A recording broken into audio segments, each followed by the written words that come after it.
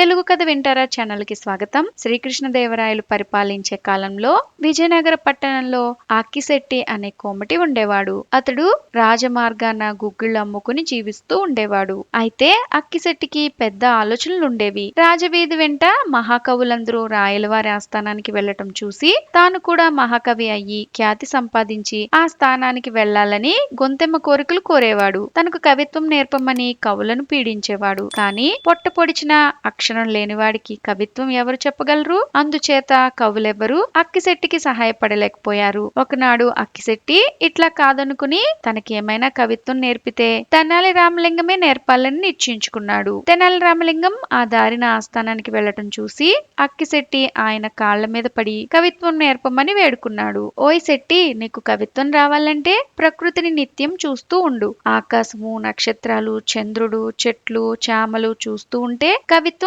దానంతట అదే వస్తుంది అని చెప్పి రామలింగం ఆస్థానానికి వెళ్లిపోయాడు. ఆనాటి నుంచి అక్కిశెట్టి ప్రకృతిని పరిశోధించటం మొదలుపెట్టి కవిత్వం కోసం ఎదురు చూడసాగాడు. ఒకనాడు పగలల్లా రాజు వీధిలో గుగ్గిళ్ళు అమ్మినన్ని అమ్మి మిగతావి ఇంటికి పట్టుకొచ్చి అంగడిలో పెట్టి ఆరు బయట మంచం వేసుకుని అక్కిశెట్టి దాని మీద వెల్లకిలా పడుకున్నాడు. అప్పుడే ఆకాశాన పున్నమి చంద్రుడు వెండి కంచంలాగా కనిపించాడు. అక్కిశెట్టికి కవిత్వం వచ్చి పున్నమి వెన్నెల కాసేగా అన్నాడు ఆశ్చర్యంతో. శెట్టికి చాలా ఆనందమైంది. వెంటనే పాండురంగ స్వామి ఆలయానికి వెళ్లి, స్వామి, నాకు కవిత్వం వస్తే నీకు రోజు గుగ్గిళ్ళు నైవేద్యం పెడతాను అని మొక్కి శెట్టిగారు ఆలయం నుంచి తిరిగి వస్తుండగా ఆలయంలో పొన్న చెట్టు మీద కోయిల ఒకటి కూసింది. పొన్నపై కోయిల కూసేగా అన్నాడు శెట్టి ఆనందంతో. ఇవాళ లేచి ఎవరిదో మంచి మొహమే చూశాను, కవిత్వం వచ్చేస్తున్నది అనుకున్నాడు శెట్టి. ఇంటికి తిరిగి వచ్చి కమ్మగా మిగిలిన గుగ్గిళ్ళు తిందామని అంగడిలోకి వెళ్లి గుగ్గిళ్ళు పైకి తీసేసరికి అవి పాసిపోయి ఉన్నాయి.